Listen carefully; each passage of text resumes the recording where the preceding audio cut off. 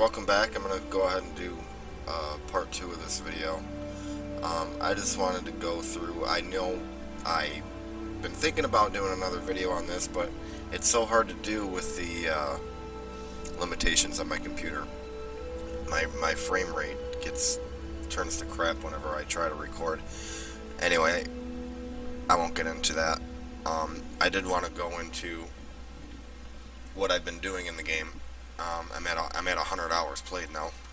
I'm still in the same world, but I changed up a few things. First thing I did was I changed some of the settings. You can actually change the game settings after it's been created, which is a great feature. Usually with games like this, if you want to change these kinds of settings, you'd have to start a new world. But here, all you have to do is go to the save file under the load menu and edit your settings. And what I did was, I'm still playing survival, but I went into my advanced options and I turned up my inventory size, assembler efficiency, refinery speed, turn those all up to 10 times. So instead of being able to carry, 4,000 kilograms, I think it is, instead of being able to carry 4,000, I can now carry 40,000. And that works with all my cargo containers, ships, everything like that. And assembler efficiency and refinery speed, everything just gets smelted and crafted 10 times faster. And the reason I did that is because the world I was playing on, I was having a really hard time because my base was really out in the open. I kept getting nailed with meteors. But I really liked that world, and I had gotten so much done with it that I wanted to keep playing it. So I turned up those settings and decided to move my base to the other side of the asteroid. I actually moved it to where the meteors can't hit me. The asteroid is in the way. I don't know why I didn't do that in the first place. I guess I was still learning. I didn't know when I first built that station that meteors will always drop from the sun. Basically from the direction of the sun, that's where the meteors always come from. Alright, so I just got done mining a little bit of more iron. I'm not running low. Oh my god, this frame rate. I'm not running low, but I'm going to need a lot of iron to finish my my hangar and my base. Alright, let's see if I can...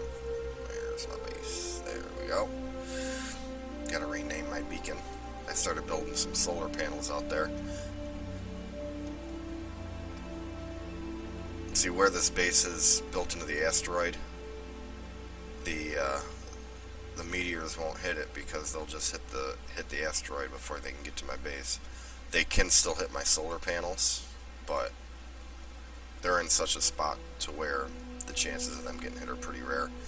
If they do start taking a pounding, I might go ahead and put a turret out there, some kind of protection. So I just started building my hangar. I'm really taking my time with it. I'm going to try to make it look all fancy and stuff. This is the most amount of time I've ever spent on a base. It's pretty much my favorite part of the game is building my space station. Building ships is cool. I love building ships, but building the station is just kind of more my thing. So I'm going to go ahead and get in there and we'll do a little tour. I'm not really going to actually do any gameplay. I'm just going to kind of do a little tour of my station and my ships. Because like I said, I'm getting really bad frame rate when I record. So let me get out and we're going to head in here. I'm not sure what I'm going to do with this yet. This is pretty much just opened up right here right now for easy access. Eventually my entrance and exit is going to be on the other side of the base where I'm building my hangar. So we'll start here. I got a little room set up here. This is just for my gravity generator. I'm going to drill that rock away and fill that gap in, but other than that, this room's pretty much finished. I'm not sure. I don't think I'm going to do anything else with this. It's just for my gravity generator. I don't ever come in here. Coming up here, there's a little medical station up here. I might throw some red light, maybe a red light up here. Maybe I could even probably fit another medical generator in here. Not that that would really serve any purpose other than for looks. And then I got a little cubby hole here. I don't know what I'm going to do with that yet. I can probably figure something out just, for, again, just for cosmetic purposes. And then you can see up into that room. You can't get up there from here. You got to go around and up.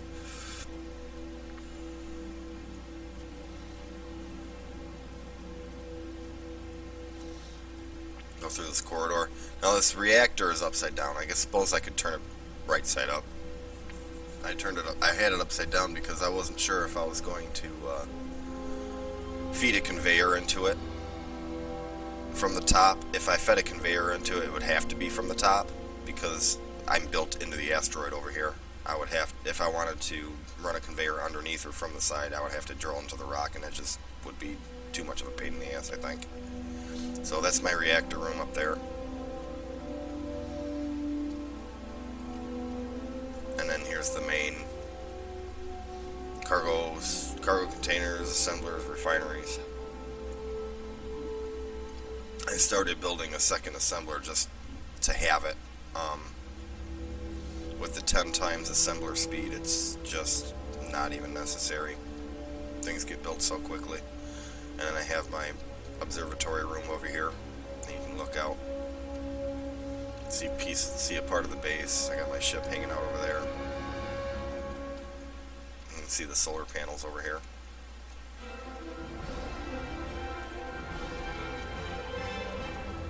And then this is going to be the corridor out into the hangar.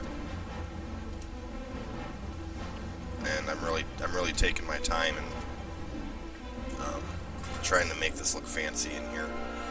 Putting some different blocks, different color blocks. I'm going to throw some of these windows as decoration in there too. The way I have these set up now. The way I have these set up is how I'm going to do the ones in there. The vertical ones.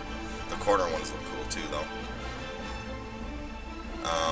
I'm not happy with this wall. I'm not sure what I'm going to do with that yet. I did see somebody was using spotlights on the ceiling for their lighting, and I really got a kick out of that, so I implemented that in here. And that's basically it. I got not a whole lot. It's a basic,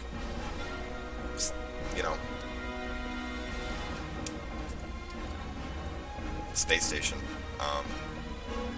I got what I need for a solo player game. And then if I wanted to, I could implement my station to be able to actually build a serious ship. Or I could always expand upon the station that I have. Like I said, this is going to be my hangar over here. I got 2 slots so far. Probably not going to need any more than that. A spot for my drilling ship and a spot for my building ship. I'm also going to put some lights out on the outside of the station to make it a little more fancy, I guess. Now that I have the basic layout all put down, I can work on making it look nice. Okay, park. Power down. Get out. So this is my drilling ship that I've been using. I went with a Tiger's theme color. The collector in the front, in the middle there, doesn't do a whole lot. But I mean, where on your ship can you really put a collector that'll do a whole lot? You can put 2 on the back, which is like a basic thing, but I got a large cargo container, and the conveyor system obviously runs through the bottom of the ship from the drills to the collector to the connector, and then into the cargo bay. 1 large thruster in the back. I think I have 3 on all the other sides, 3 on the top, 3 in the front, 3 on the bottom. Really basic drilling ship. I'm thinking about expanding on it, making it a little bit bigger, maybe adding a third drill to it. But if I did that, I would have to make the ship a whole lot bigger. And then this is my first workhorse ship that I've built.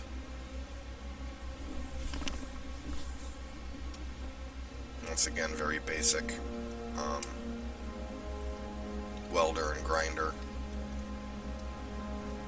Not a whole lot of thrust. It's a little difficult to control. I'm constantly crashing into my building as I'm trying to work on it. I love the connector. I'll show you how that works really quickly here. I go get my ship here. Go into my inventory. All the components in white, like my large cargo container, my grinder, my welder, that's all on the ship. But once you're connected, then everything in the station is also in this list. And you can turn this list into the same list over here. So I have my, let's say this is, let's say the left side is going to be my ship and the right side is going to be my station. So we're going to go down, and all the orange components are the station components. So this is the large cargo container that's in the station, and I can just, you know, transfer whatever I want from the station to the ship quickly, easily. It's so convenient being able to do this. And obviously you can do that for all the other components. The assembler, I can even go, I'm sitting in my ship right now that's connected to the base. I can actually go into my production and build. Let's do 100 interior plates and 200 steel plates, 300 steel plates, and you can see how fast they go with the 10 times speed. Those connectors are just so helpful.